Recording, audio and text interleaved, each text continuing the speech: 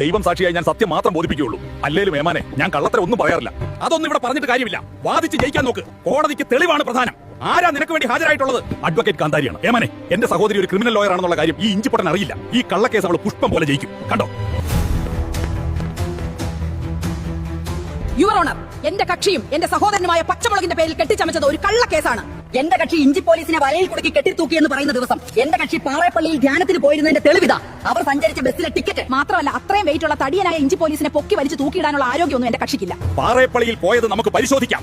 പക്ഷേ കെട്ടിത്തൂക്കാൻ സഹായത്തിന് വേറെ ആളുണ്ടെങ്കിലോ? അങ്ങനെയെങ്കിൽ ആ സഹായത്തിനുണ്ടായിരുന്ന ആളെവിടെ? ഇഞ്ചി പോലീസ് അറസ്റ്റ് രേഖപ്പെടുത്തിയിട്ടുമില്ല, ഇവിടെ ഹാജരാക്കിയിട്ടുമില്ല.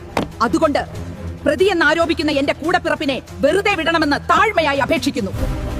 ഈ കേസ് പഠിച്ച് വിധി പറയുന്നതിനായി അടുത്ത 17-ാം തീയതിയിലേക്ക് മാറ്റുന്നു. അതുവരെ അടുത്ത 14 ദിവസത്തേക്ക് പ്രതി എന്നാരോപിക്കുന്ന പച്ചമുളകിനെ റിമാൻഡ് ചെയ്യുന്നു.